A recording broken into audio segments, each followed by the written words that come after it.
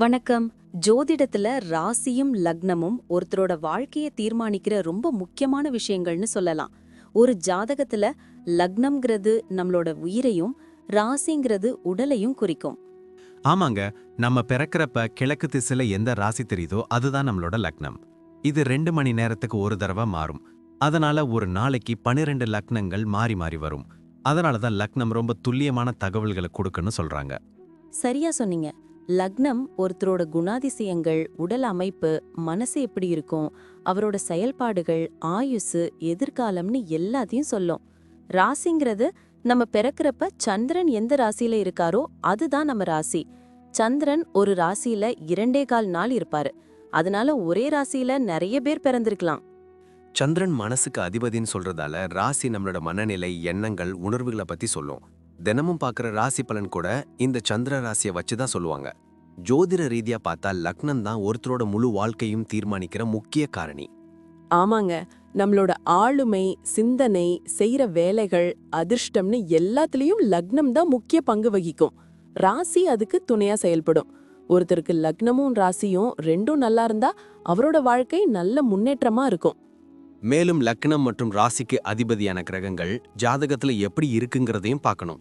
ஒரு கிரகம் லக்னப்படி கெடுதல் பண்ற மாதிரி இருந்தாலும் ராசிப்படி அதே கிரகம் நல்ல பலன்களை கொடுத்தா அந்த கெடுதல் குறைஞ்சு நல்லதாவே மாற வாய்ப்பு இருக்கு.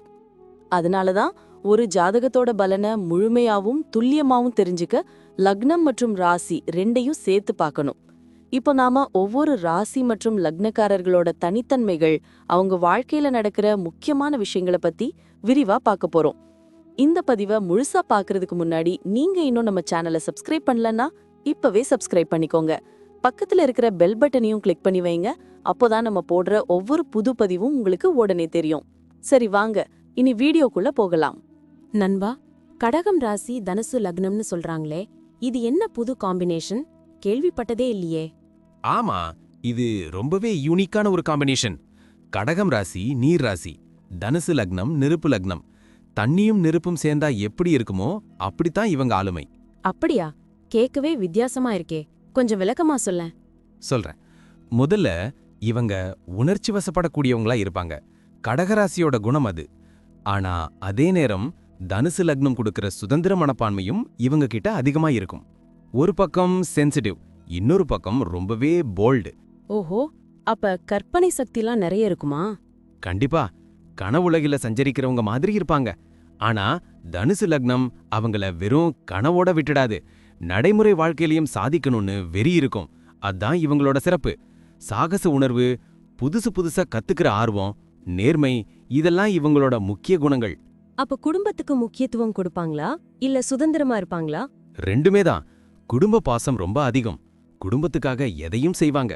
ஆனா அதே நேரம் அவங்களோட தனிப்பட்ட சுதந்திரத்துக்கும் ரொம்பவே முக்கியத்துவம் கொடுப்பாங்க. குடும்பத்துக்காக விட்டு கொடுக்கவும் செய்வாங்க. அதே நேரம் அவங்க தனிப்பட்ட முடிவுகளை எடுக்கவும் தயங்க மாட்டாங்க. வீட்டை ஒரு பாதுகாப்பான புகலிடமா கருதுவாங்க. நல்லா இருக்கே. சரி, பிசினஸ் வேலைன்னு எப்படி இருப்பாங்க? பிசினஸ்ல இவங்க ரொம்பவே பிரமாதமா இருப்பாங்க. சொந்த தொழில்ல ஈடுபடவே விரும்புவாங்க. கற்பனை சக்தி அதிகம் இருக்குல்ல, அதனால புதுமையான பிசினஸ் ஐடியாஸ் நிறைய வரும். மக்கள்கிட்ட நல்ல பேர் எடுக்கிற தொழில்கள், உதாரணத்துக்கு உணவு, விருந்தோம்பல், கலை, இதிலெல்லாம் சிறப்பா ஜொலிப்பாங்க. தனுசு லக்னம் கொடுக்கிற ரிஸ்க் எடுக்கிற குணம் இவங்களை சவால்களை தைரியமா எதிர்கொள்ள வைக்கும். ரொம்ப நேர்மையா இருப்பாங்க. வேலைன்னு பார்த்தா? வேலைன்னு வந்தா அர்ப்பணிப்பு, நேர்மை, கடின உழைப்பு, இது எல்லாமே இவங்க கிட்ட இருக்கும். ஒரு தலைவர் மாதிரி செயல்படக்கூடிய திறமை உண்டு. ஆனா ரொம்ப கட்டுப்பாடான வேலை சூழல் இவங்களுக்கு பிடிக்காது. சுதந்திரமா செயல்படவே விரும்புவாங்க. மக்கள் தொடர்பு, ஆலோசனை, ஆராய்ச்சி, கற்பித்தல் போன்ற துறைகள் இவங்களுக்கு ரொம்ப நல்லா பொருந்தும். நிதி நிலைமை எப்படி இருக்கும்? சேமிப்பாங்களா இல்ல செலவு பண்ணுவாங்களா? இதுல தான் கொஞ்சம் சவாலை சந்திப்பாங்க. கடகராசியோட உணர்ச்சி வசப்படும் தன்மை சில நேரம் தேவையற்ற செலவுகளை கொண்டு வரும். ஆனா தனுசு லக்னம் அவங்களை நீண்டகால நிதி திட்டமிடலில் ஈடுபட வைக்கும். சேமிப்புல ஆர்வம் காட்டுவாங்க. குடும்ப நிதி பாதுகாப்பு இவங்களுக்கு ரொம்ப முக்கியம். ஒரு அவசர நிதியையும் வச்சிருப்பாங்க. ஆடம்பர வாழ்க்கையை விட பாதுகாப்பான வாழ்க்கையை விரும்புவாங்க. ஆரோக்கியம் பத்தி என்ன சொல்ற? ஆரோக்கியத்துல கொஞ்சம் கவனம் செலுத்தணும். கடகத்தோட சென்சிட்டிவ் குணம் மன அழுத்தத்தை ஏற்படுத்தலாம். செரிமான பிரச்சனைகள் வர வாய்ப்பு இருக்கு. தனுசுவோட சாகச குணம் சில சமயம் ஆபத்தான செயல்களுக்கு இழுத்துட்டு போய் காயத்தை உண்டாக்கலாம். அதனால சரியான உணவு, உடற்பயிற்சி, ஓய்வு, யோகா, தியானம் இதெல்லாம் ரொம்ப அவசியம். குழந்தைங்க பயணங்கள் பத்தி என்ன சொல்ற? குழந்தைங்க கிட்ட ரொம்பவே அன்பான, அக்கறையுள்ள பெற்றோரா இருப்பாங்க. அவங்க குழந்தைங்களோட சுதந்திரத்தை மதிப்பாங்க, திறமைகளை வளர்க்க ஊக்கமளிப்பாங்க. ஆனா சில சமயம் அவங்களோட எதிர்பார்ப்புகளை குழந்தைகள் மேல திணிக்கவும் செய்வாங்க. இது ஒரு சின்ன மைனஸ். பயணத்தை ரொம்பவே விரும்புவாங்க, உலகத்தையே சுத்தணும்னு ஆசைப்படுவாங்க. புதிய கலாச்சாரங்கள், மக்கள், உணவு இன்னும் எல்லாத்தையும் தெரிஞ்சுக்க ஆர்வம் காட்டுவாங்க. பயணங்கள் இவங்களுக்கு மன அமைதியும் புத்துணர்ச்சியும் கொடுக்கும். கேட்கவே ரொம்ப சுவாரஸ்யமா இருக்கே. இவங்க ரொம்ப தனித்துவமான ஆளுமையா இருப்பாங்கன்னு நினைக்கிறேன். ஆமா, சுருக்கமா சொல்லணும்னா இவங்க உணர்ச்சி வசப்படும் அதே நேரம் ரொம்பவே சுதந்திரமான மனப்பான்மை கொண்டவர்கள்.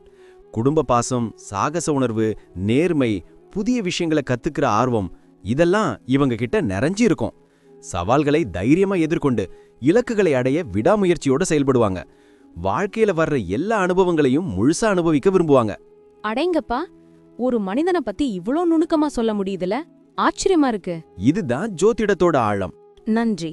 நான் இப்போ சொன்ன விஷயங்கள் எல்லாம் பொதுவான பலன்கள் மட்டும்தான்.